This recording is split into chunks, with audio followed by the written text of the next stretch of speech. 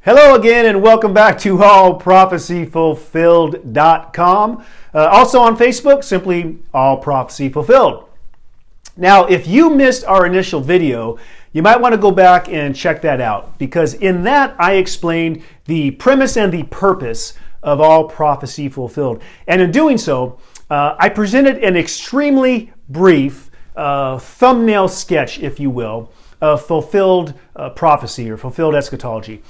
And it boiled down to this. All biblical prophecy was indeed fulfilled within that first generation at the destruction of Jerusalem in AD 70 with the Lord's coming as he promised.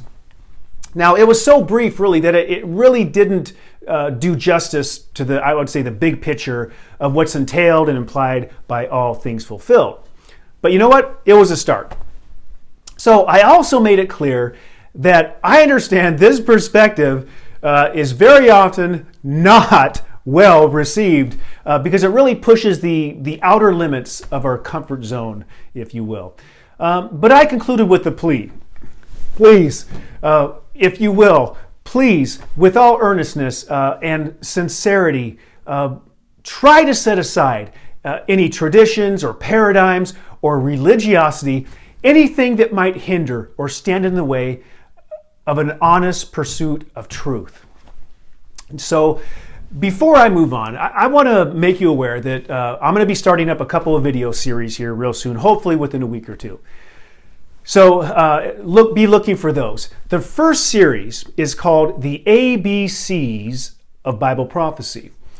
So with that, I'm going to be laying down a very simple but a very solid foundation of what Bible prophecy actually is as defined by the Bible. Imagine that. So in order to do that, we're actually going to have to go back to that, that first part of the Bible. It's called the Old Testament. We're actually going to have to go back there and actually maybe rediscover who the prophets were, what was their actual job, if you will, who did they prophesy to, why, did they all share a common message? Or were there common themes? Or maybe even better yet, did they have a common teaching text from which they preached and teached from?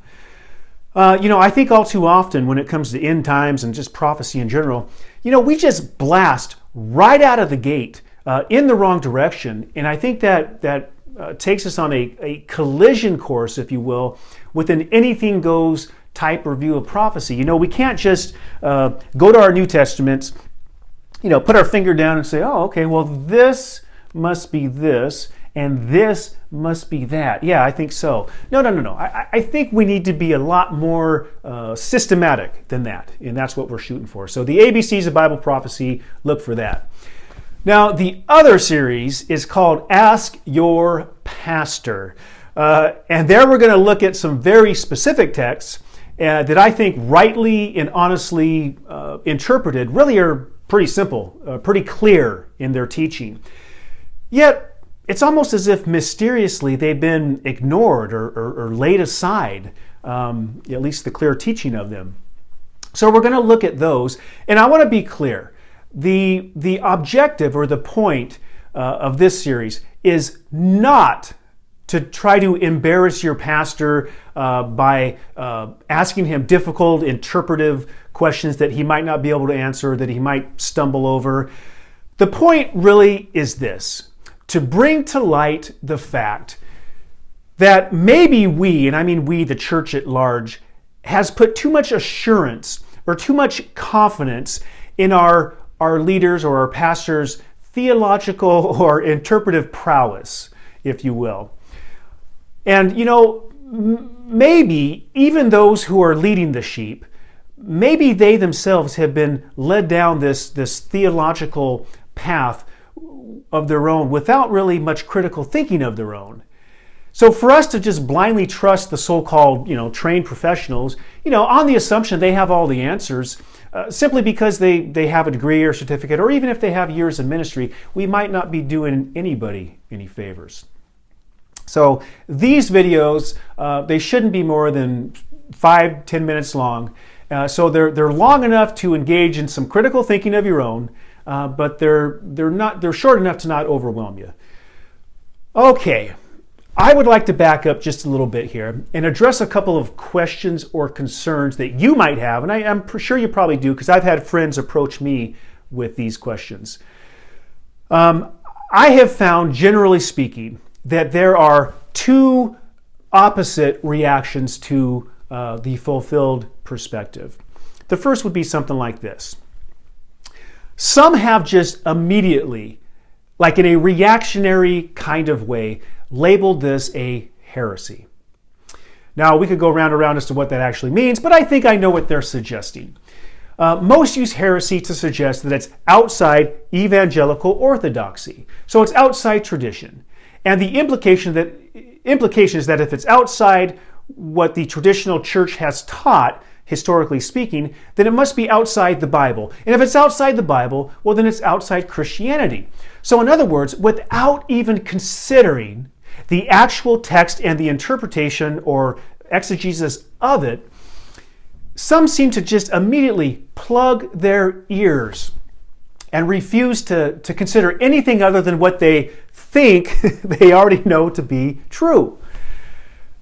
See, honestly, I think of Stephen in Acts chapter 7. You're probably familiar with that. He was speaking to some fellow Jews, and they couldn't resist his words. In fact, they were cut to the heart. But instead of listening to him and considering, they gnashed their teeth, and they actually stopped their ears, and they ended up killing Stephen. And look, I understand the tendency to recoil from something you're not familiar with. I really do. Especially when it's out, especially I think for some of these people when they spent years and years in a particular ministry and they have so much invested in a particular theological box or a theological think tank, if you will. So honestly, it's understandable.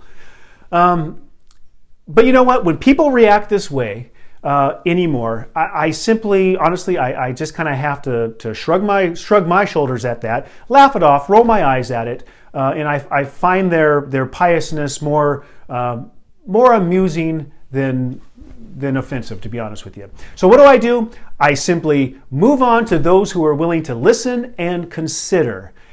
And I'm hoping that's you. Now, on the other end of the spectrum, I've had friends say to me, "Hey, Ryan, I get what you're saying. It's fascinating stuff, but you know what? It's not a salvation issue. So what's the big deal?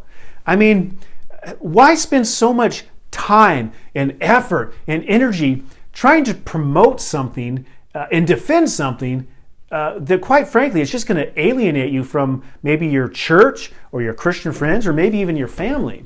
I mean, after all, isn't it really just about loving God? And isn't it really just about loving people and in our personal walk with Him and in relationship with others? Isn't that what's really important? Well, you know what? I get this. It's a valid point. Let's face it, sometimes a preterist camp may overdo it a bit. And what I mean by that is that we seem to place such an enormous emphasis on the past. It's 80-70 this, and it's 80-70 that. So, to the average Joe Christian, it's as if we're so theologically minded and theologically bent on proving these things, scripturally, of course, that we seem to lose sight of what's really important. And again, I think there is, some validity to that, and I don't want to dismiss that. So let me address that and consider this, if you will. First, let me say this, or ask this. Does truth matter? I mean, does it really matter? If you're a Christian, I know you're going to say, yeah, of course it does, Ryan. You see, as Christians, aren't we supposed to really seek the truth and in good conscience follow that path no matter where it leads?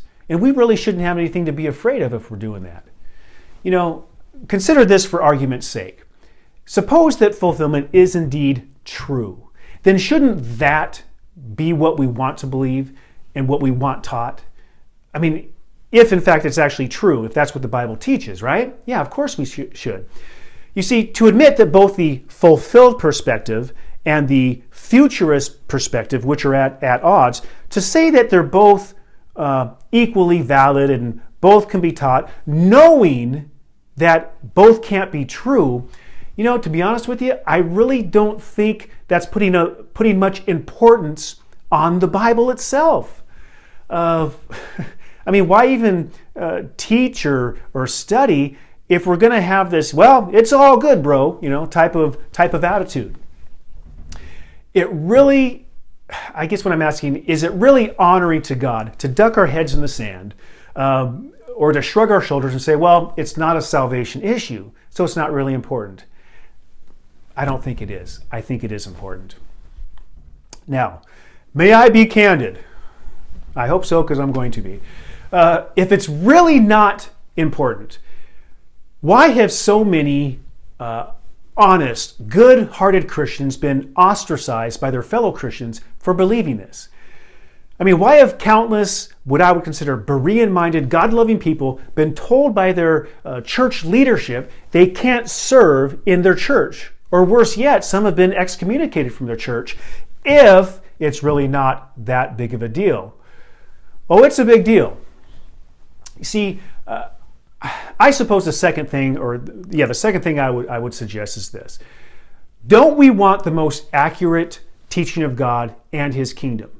Well, of course we do. Now think about this. If we blindly accept the futurist concept of a future physical kingdom with future physical bodies, with a future physical return of Christ on a future physical restored planet Earth, and that's not really what the Bible teaches, aren't we believing a lie? I mean, why believe a lie if we don't have to? Worse yet, why make others believe it?